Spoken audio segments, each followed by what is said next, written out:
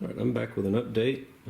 Done some work since the last video. Got the power steering pump off down here. It's attached so it won't fall off. Got the injector rail harness over here. And I always like to number all these so you don't accidentally get them mixed up. And if you don't have newer style injectors, then you won't have these clips, but the factory O-rings tend to fall out of the connectors, so just something to watch out for. And over here I've got my extended harnesses here, the idle air, intake air, and throttle position connectors out of the way. About to take the rail off, so I'll get a video of that. And I gotta be careful with the injectors because I will be reusing those. I think they're Crown Vic injectors, 27 pound, and I'll be able to get some more fuel out of those with the adjustable rising rate fuel pressure regulator I'm going to be putting on my new rail. Another thing, I like to tape off all the vacuum fittings or fuel fittings. You don't want to get any debris in there, and try to prevent any fuel from leaking out as well.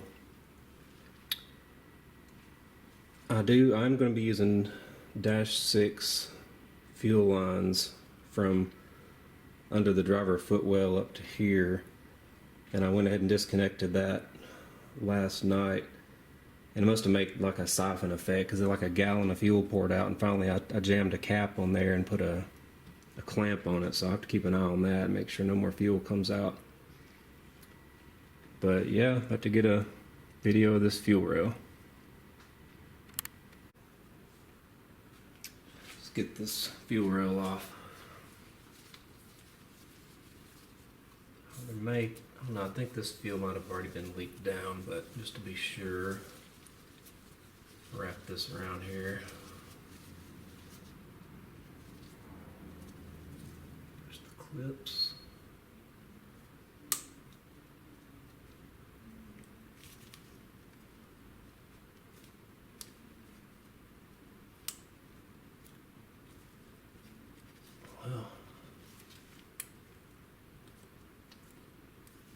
There we go. A little bit of fuel.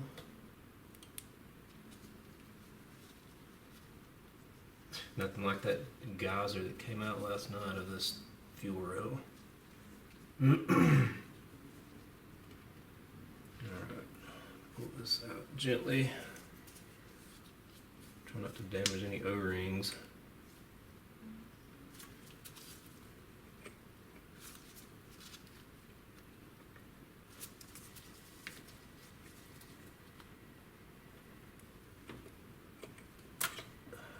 Those.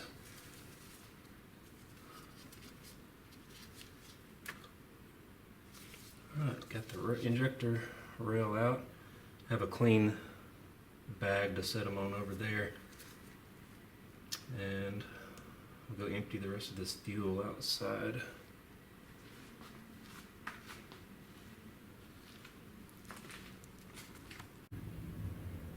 Here's some helpful tools to have when doing something like this. Here's a spanner wrench that, look, it will not fit on these bolts. Look right there, there's just no room, and even if it was, you'd be hitting that part right there. So if you have a stubby wrench, these come in really handy. So you got plenty of room to get to all those. It is tricky to torque these, and some of them you can't, but yeah, stubby wrenches. Of course, then your box end's also useful for, say, this one right here, I've already taken off 3 underneath the manifold. Oh, another thing, I like to label all my bags, put bolts in all the bags and have them so you don't get them mixed up. But I dropped a bolt. Let's see if the camera will pick this up. And yes, I would be able to get to it after taking this off, but sometimes you need the right tools for the job. And there's the bolt that I dropped. So, pays to have one of these extendable magnets. I can get that on there. I think I got it. Yep. Got that bolt out. And there's one more bolt underneath the manifold. I found it. See if I can pick it up on this mirror here. Let's see.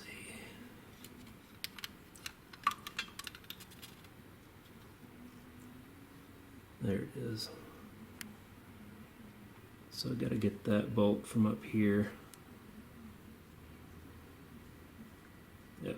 Then just get these last few on the top and the supercharger will come off. Taking the supercharger off. Alright, I got just a random shirt sleeve on because you don't want to get this header wrap in your skin. Give you a bad day. This should be the last bolt underneath.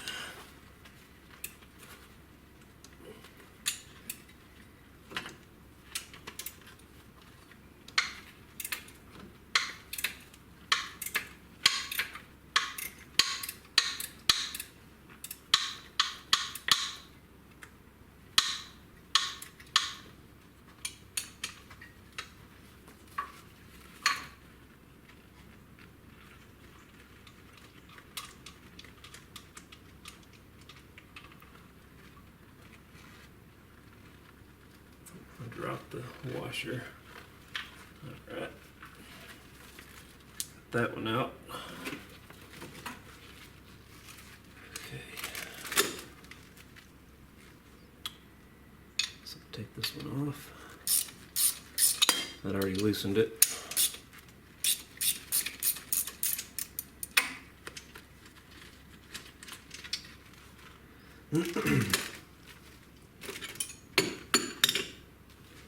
Take the sleeve off. Don't think I need that anymore.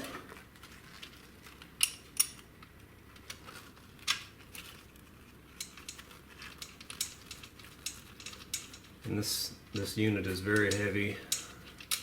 I actually had a tether point here when I installed it and a hoist, which I still have, making sure nothing would contact. This should be the last one.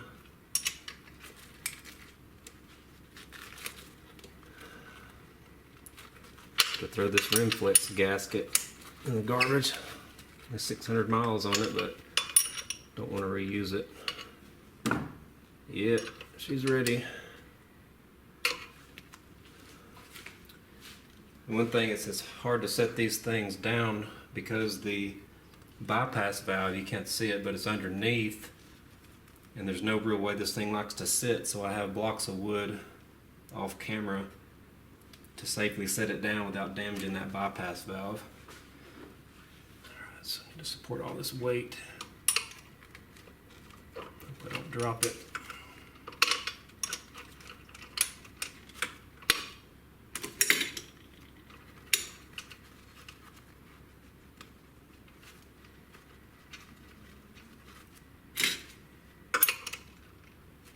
It's loose.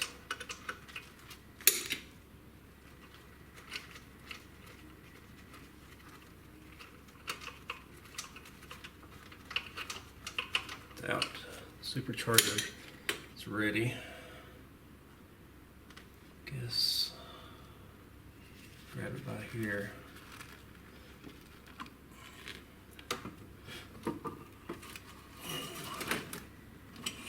And it's out. Man. Thank you to look at that on camera. How dirty that is. I had a bad blow-by problem, but I think it was caused by my PCV. Just hooked up incorrectly, not a fault of the engine. Alright, that should be good for now.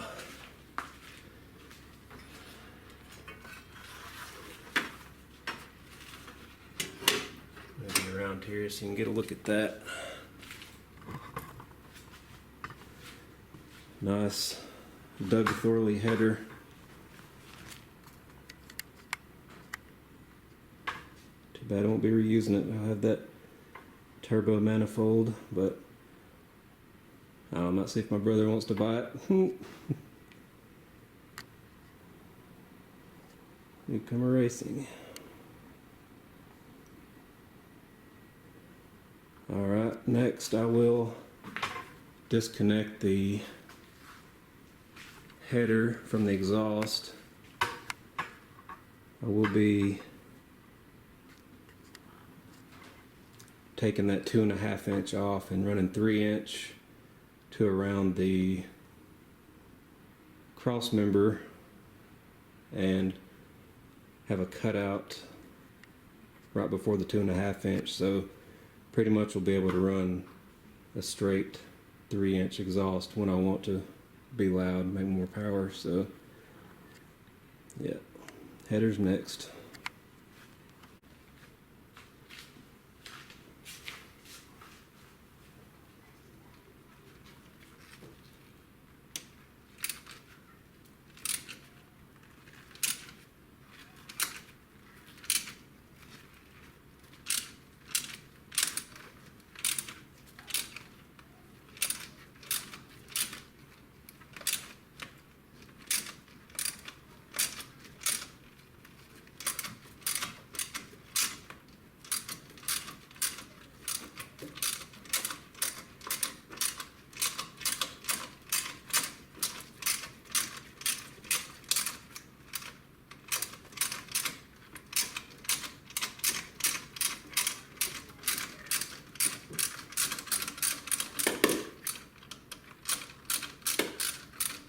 Already disconnected the header from the exhaust.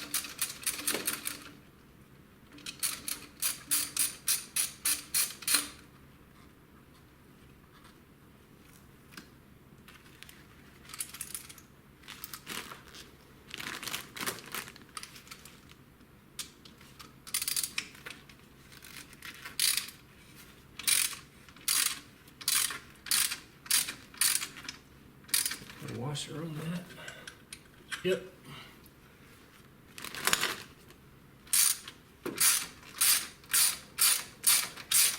One more after this and the header should be off.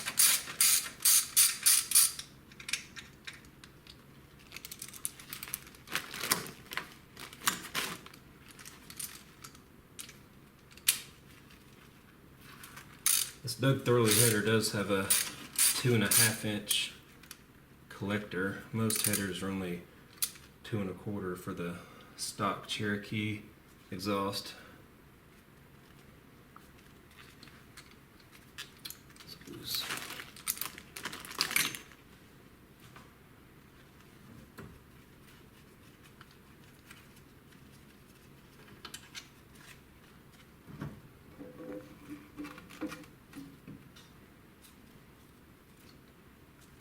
Header off.